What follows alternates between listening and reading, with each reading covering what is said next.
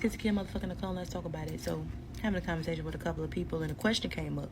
And the girl asked me, she was like, who do I put first, my kids or my man? And I said, me the because if I ain't happy, ain't nobody in this gonna be happy.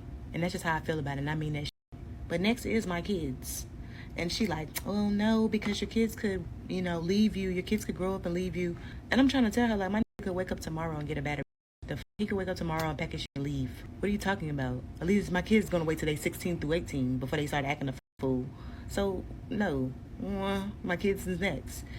And she went off on this whole spiel about why that's the problem and all this. And as I'm listening to her, I realized one thing: everybody wants you to conform to their ideology of what you should be doing in life. We only get this one chance at life, and for some reason everybody wants you to conform to what they think is right. And if you don't do what they think is right, they just feel like that you shouldn't be here on this planet, like you shouldn't be alive. Your life has no meaning. And I just want to say, all y'all, y'all can kiss my motherfucking ass. I'ma wear what I want, say what I want, do what the I want, put who I want first, and there's nothing that nobody can motherfucking say or do about it. Thank ya. Ain't got no man. Ain't nobody to put first. Excuse me. Stop playing with me. Excuse me. Can't tell her nothing. So, who comes first in a relationship? Your husband or the kids? Or your wife or the kids? It's the kids. I used to think like that too.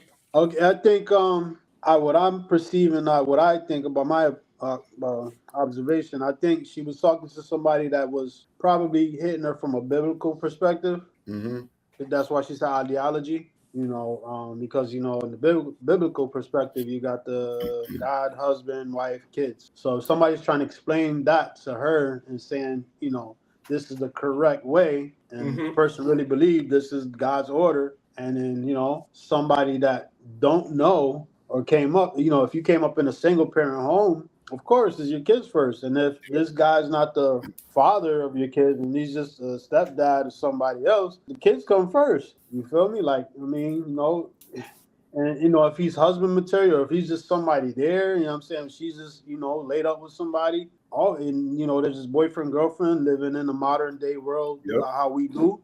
Of course the kids come first. That's pretty much the line right there. Yeah. If you're married, if you're single, you're gonna get two different answers. Two different answers, yeah. And that's what I was gonna say. I don't think she's married, so that's literally her first thinking. Absolutely. Yeah, for sure. She's always good. She's in survival mode, and survival is make sure your kids survive over whoever comes in his house. You know what I'm saying? Even if it's her baby daddy, it's still the kids come first, because he's not obligated to her because of a kid, and she's not obligated to him, and he's not obligated to her just because they got kids. You know what I'm saying? That was my thing. To me, I'm going to tell you the truth. I was never faithful until the day I got married, and that was my ideology back then. I mean, wasn't a great boyfriend at all. You know what I'm saying? Not even close. They didn't know what a boyfriend was, to tell you the truth. But at least you honest. yeah.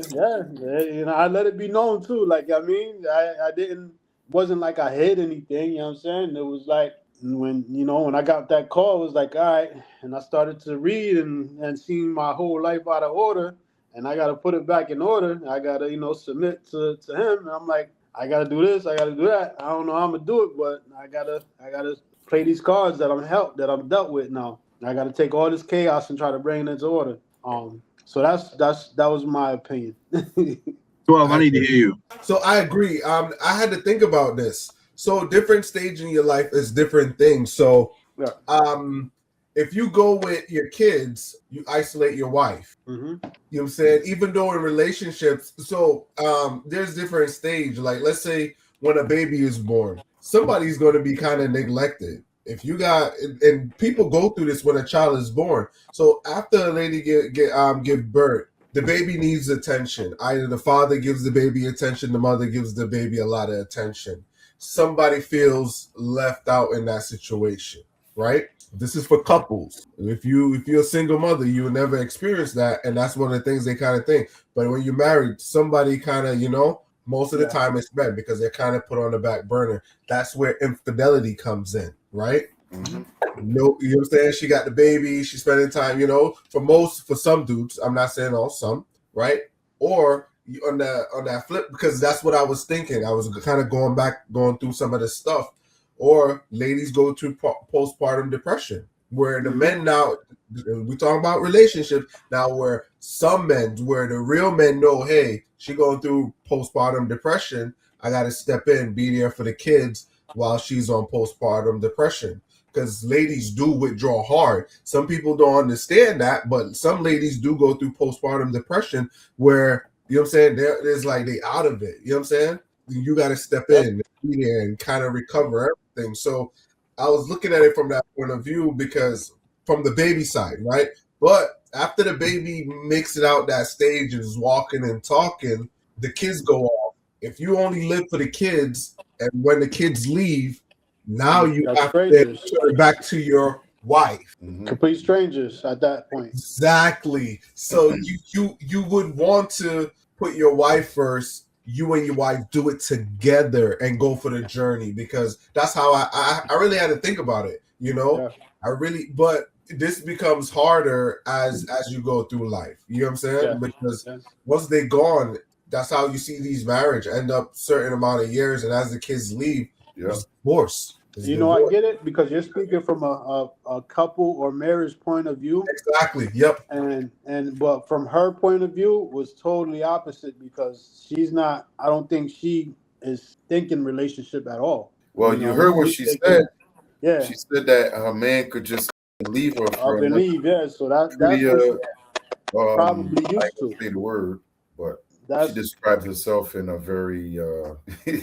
And I think that's what she's probably used to, or what she knows. You know, men coming and going, and I would hope that I hope I'm wrong, but that's what it seemed like. You know, from the little clip that we got of it. I don't think you're wrong. Yeah, but you know, I'm giving it the benefit of the doubt. You know, but you know, 9 times out of 10, our communities are broken with single parent homes. There's a lot of single dads out there that we don't talk about, as well as single mothers. Yeah. From both ends of the stick, you know, men, when they are single dad, I was a single dad at you know, my first child. It's different, you know. I protected my daughter at all costs. Like, you know what I mean? She didn't meet none of my girlfriends. Well, I didn't have girlfriends anyway, but you know, none of my female friends. I think I had maybe 2 relationships outside of my marriage, 2 or 3 relationships. My daughter only probably met 1. You know, she's seen them come and go, but there was never a time where, oh, we're doing this together as a family. No, my daughter going to sleep, then I come get with you. Yeah, it's a lot of the dysfunction that we know and survived on. That's what it is right now. I think that's how she see it. That's how she see life, because that's all she knows. Cool. I like the direction that you're going. You touched on a point. I want to ask the panel this question, right? Because I had to think about this. And my question is it better with a 2-parent household where you have dad's instruction and you have mom instruction, or is it better with one? Because what I was doing a correlation is, do you think kids turn out better with both? Because if you only have one, you only got to look to one person for advice. You don't need anybody else. And I can see where some kids go astray, because if it ain't from either parent, I'm not going to say mom or dad, some kids, they only look at just that one person as an authority. But if they got both, they also got to play that line down the middle where dad said this, mom said this, and it helps them to kind of differentiate. All right, I got to play the middle. So that's kind of where my question going. What are your thoughts on that? I think statistically, it proves it. Kids with the mother and the father are statistically better off. If you pull up the statistics than a single parent. I think when both parents are in charge, I think it's better discipline for the kids all around. I think if one parent overpowers the other one, like you said, the kids will look to that one person, and the other person kind of lose authority when they ain't around, you know. But I came from a parent, they were married at one point, but the point I can remember both of them whooping my you know what I'm saying? So when you look at that, it's like, okay, either one of these MFers gonna get my, so I know I can't play with neither one of these cats. You know what I'm saying? and uncle gonna do the same thing. My auntie gonna do the same thing. You got know, a village. yeah. So I think we were raised differently, but I do think if both parents are strongly involved, it helps everybody out. Because, like for instance, you're home with the kids acting up. I'm gonna call your mama, or I'm gonna call your daddy. Shoot, I already know. By the time daddy come home, I better be in the bed, under the bed, hidden somewhere. If I did something, you know what I'm saying? But I think with the one parent, man, it's just too weak sometimes, and they get away. And listen, I'm gonna say the one parent, and it's only because of my personal experience. My mom raised me, and when I tell you, you know, they say a woman can't raise a man, but goddamn, that woman was tough. Yeah. I get some blows to the chest because a man wanted to try and be big and bold, and then she done put me down, you know. And it's like when my father was around, because he wasn't in the house, it was cool to have, you know, another figure or whatever, but he didn't have the power. Yeah. It was mom I had to answer to. And so a lot of my upbringing and the way I am now is because of that. And I'm raising my kids in the house with my wife, and, you know, she can hold her own, but good Lord, sometimes I'll be like, damn, maybe I need to step out the picture because this ain't working sometimes. I want to push back a little back on that. Go for it. Seen a clip today where a guy, he praised his mother for raising him, but he said because his mom was tough and militant, like my mom was, maybe your mom was, a lot of the guys act like their mom because their mom had to be strong, thinking, you know, because she didn't have nowhere around, she didn't want to raise no punk. That a lot of guys turn out with anger issues because they're acting out just like their mom acted out with them. Yep. Those are the ones that quick to shoot because they pop off right away because mom had to pop off because you were a male. And she, before you know it, you were going to be bigger than him. So my mom was a single parent, so she was militant. You know what I mean? You know, we got the knives thrown at us. You know, the boiling. Yeah. You know, Knives. Yeah. If you didn't get out the way, the weed was out the door. We ran. She and the subtle, and she was a subtle one. She walked up to you real subtle and that punch you right in your gut. Boom. Wow. And all you could do was bend over and laugh. And I could choke at the same time. So, but the clip that I saw today, it was funny that this came up. The guy was like, you know, a lot of men deal with their anger issues because their mom was really hard on them. And a lot of those guys are in prison because that's all they know is mom popping off and being really rough with them. That was like kind of flip side of it. It can go either way, where a mom can raise a well-respected young man, because that is possible. Me and you are products of that. Or there's other products of mom, you know, popping off, and the guys are in jail because of mom and the attitude and the roughness that they thought they were just surviving to not raise a punk in their mind, you know. So yeah, it could go either way. So you think their moms pushed them in that direction? That from his perspective, that's what he was saying, and I can kind of agree. There are a lot of men out there like that. What do you say about that, Brandon? Well, I mean, I got anger issues, but I know it's my dad's fault. Wait. Mama raised you, but you're gonna go throw dad under the bus? Yo, listen, I look in the mirror and I see my old man, and when I hear about the things he did, I'm like, damn, that's where it came from. All right. So I wanted to add to that, right? So, what DR said is true to a certain degree, right? Because ladies act off of feeling. So that's where you get that instance, that impulse is like that quick impulse because it's feeling based. Your feelings are hurt, right? Most guys don't act like that. You know what I'm saying? No. Guys are violent by nature, but they don't go off of feeling, because guess what? If you put two dudes that are tough, they ain't gonna really fight right away. No. You know what I'm saying? They ain't gonna fight because they know the end result. Yeah. You know what I'm saying? They know, so they gonna talk. They're like, yo, logic. Don't treat me like that. Let's talk. You know what I'm saying? But dudes that don't know how to talk, they react to feeling. Oh, he hurt my feeling. Switch. Like mom. You know what I'm saying?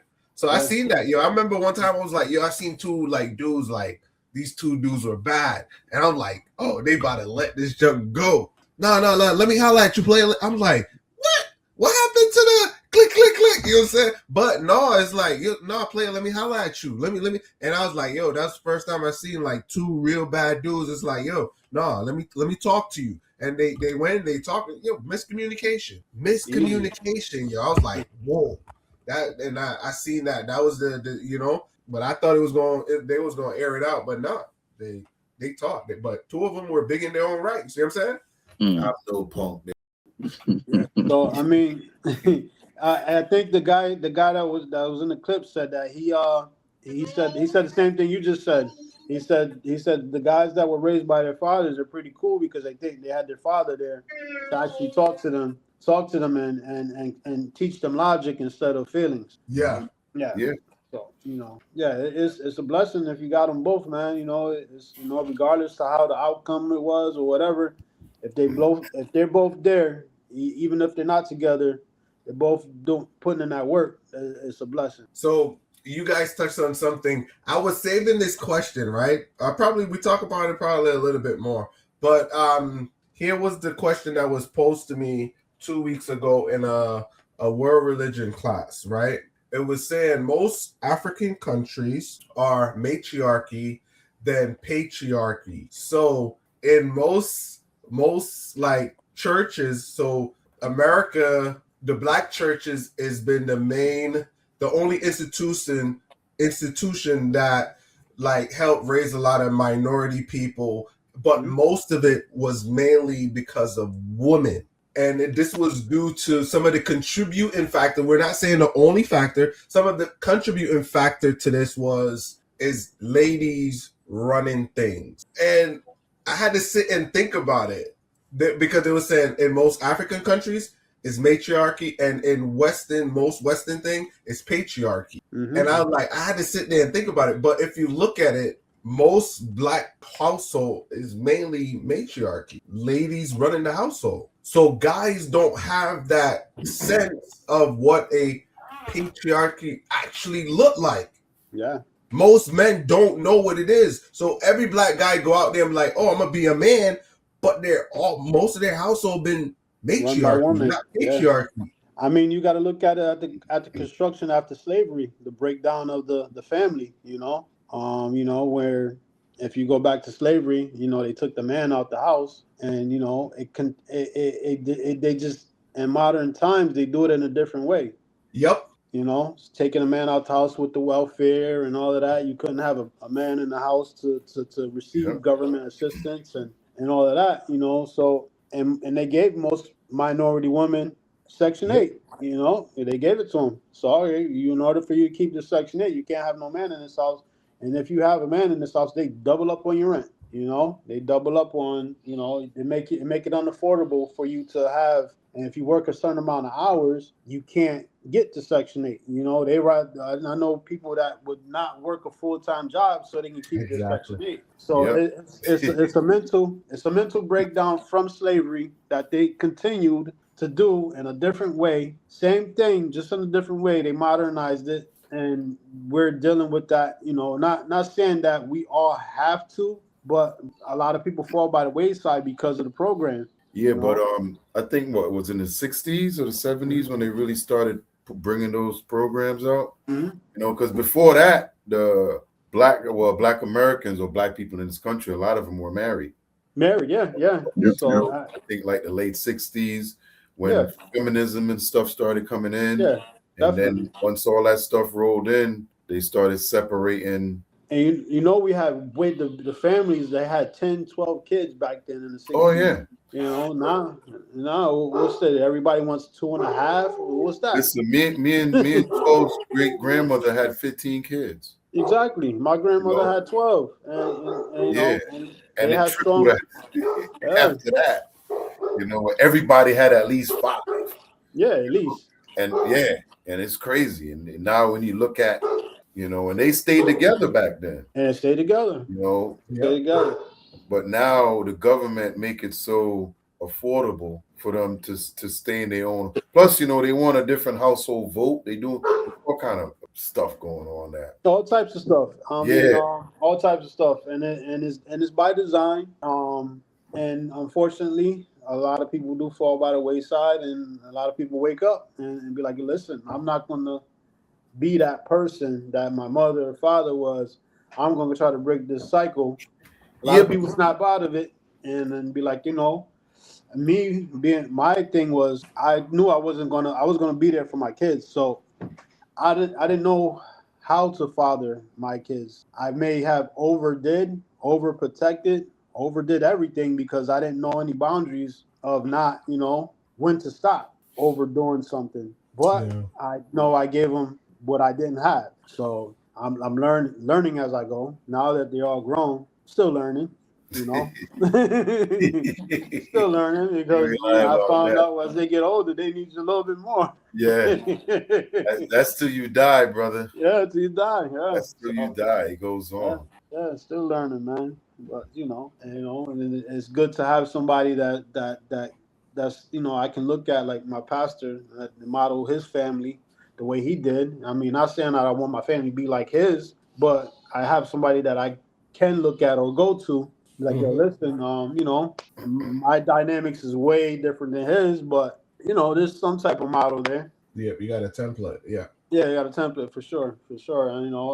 And me, I would never, when I talk to anybody that's married, like I have friends that are married, male and female, I always encourage them to work it out. Work it out. Don't go that route. Work it out. Work it out. Stay. But on the same note, I would never tell you to do something that I'm not willing to do. You know what I mean? I've been separated 8 years. If I'm going to try to work it out, I'm going to tell you to work it out. I don't care what happened in between, whatever. Go work that out. But that's not for everybody. Not everybody can take that type of. I know I can't tell everybody that, Nope. But I know that. I know I can't tell everybody that. But there's some things. There's people there's lines that's going to be crossed. People are not coming back from that. And I know that. But for the most part, work that out. If you could work it out, bro. Work it out.